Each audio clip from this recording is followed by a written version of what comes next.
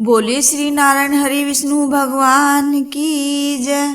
आज हम इस वीडियो में पौष माह के शुक्ल पक्ष की पुत्रदा एकादशी व्रत का महत्व और कथा सुना रहे हैं। धर्मराज युधिष्ठिर भगवान श्री कृष्ण जी से कहने लगे कि हे भगवान, आपने पौष कृष्ण एकादशी अर्थात सफला एकादशी का महात्म्य बताकर बड़ी कृपा की। अब आप कृपा करके मुझे पौष माह के शुक्ल पक्ष की एकादशी के विषय में भी बतलाइए। इस एकादशी का क्या नाम है तथा इसके व्रत का क्या विधान है, इसकी विधि क्या है, इसका व्रत करने से किस फल की प्राप्ति होती है और उसमें कौन से देवता का पूजन किया जाता है।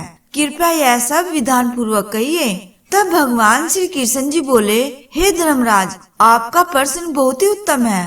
पौष माह के शुक्ल पक्ष की एकादशी का नाम पुत्रदा एकादशी है। यह सभी पापों को हरने वाली है। इसमें समस्त कामनाओं तथा सिद्धियों के दाता नारायण भगवान की पूजा की जाती है। इस समस्त संसार में पुत्रदा एकादशी के समान दूसरा कोई व्रत नहीं है।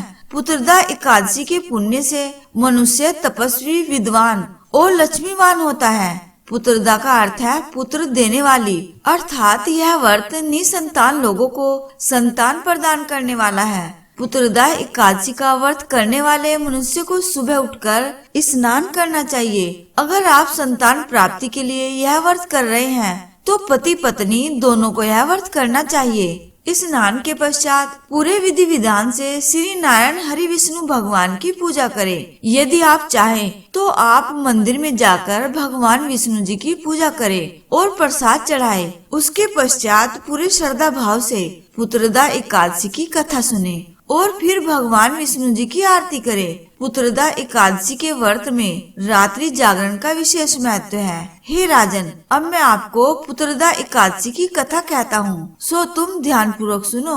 बहुत समय पहले भद्रावती नामक नगरी में सुकेतुमान नाम का एक राजा राज्य करता था। उसकी पत्नी का नाम सैव्या था। राजा के पास धन, वैभव, हाथी घोड़े, राज्य मंत्री आदि किसी भी प्रकार की कोई कमी नहीं थी। लेकिन यह सब होने के बावजूद भी राजा इन सब से किसी भी प्रकार से संतुष्ट नहीं थे। इसकी वजह ये थी कि उनके यहाँ कोई संतान नहीं थी। राजा सदैव यही विचार करता रहता था कि मेरे मरने के बाद मुझको कौन पिंडदान करेगा।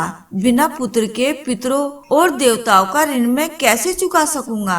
जिस घर में पुत्र न हो उस घर में सदैव अंधेरा ही रहता है। जिस मनुष्य ने पुत्र का मुख देखा है वह धन्य है। उसको इस लोक में यश और परलोक में शांति मिलती है, अर्थात उनके दोनों लोग सुधर जाते हैं। पूर्व जन्म के कर्म से ही इस जन्म में पुत्र, धन आदि प्राप्त होते हैं। शायद मैंने पिछले जन्म में अवश्य ही कोई बुरे कर्म किए होंगे, इसलिए मेरे कोई पुत्र नहीं है। राजा को इस प्रकार से चिंता में डूबा हुआ देखकर रानी सैव्या भी हर समय चिंतित रहा करती थी। इस प्रकार राजा रात दिन चिंता में लगा रहता था। एक समय तो राजा ने अपने शरीर को त्याग देने का निश्चय भी किया, परंतु आत्मघात को महान पाप समझकर उसने ऐसा नहीं किया। और उसके बाद राजा ऐसा ही विचार करता हुआ अपने घोड़े पर चढ़कर वन को चल दिया तथा पक्षियों और वृक्षों को देखने लगा। उसने देखा कि वन में मृग, सिंह, बंदर, सर्प आदि सब भ्रमण कर रहे हैं। हाथी अपने बच्चों और हथनियों के बीच घूम रहा है। इस वन में कहीं तो गीदड़ अपने कर्कश स्वर में बोल रहे हैं, कहीं उल्लू ध्वनि कर रहे हैं। वन के दृश्य को देखकर राजा सोच विचार में लग गया। इसी प्रकार आधा दिन बीत गया। वह सोचने लगा कि मैंने कई यज्ञ किए, ब्राह्मणों को स्वादिष्ट भोजन से तृप्त किया, फिर भी मुझे दुख प्राप्त हुआ क्यों?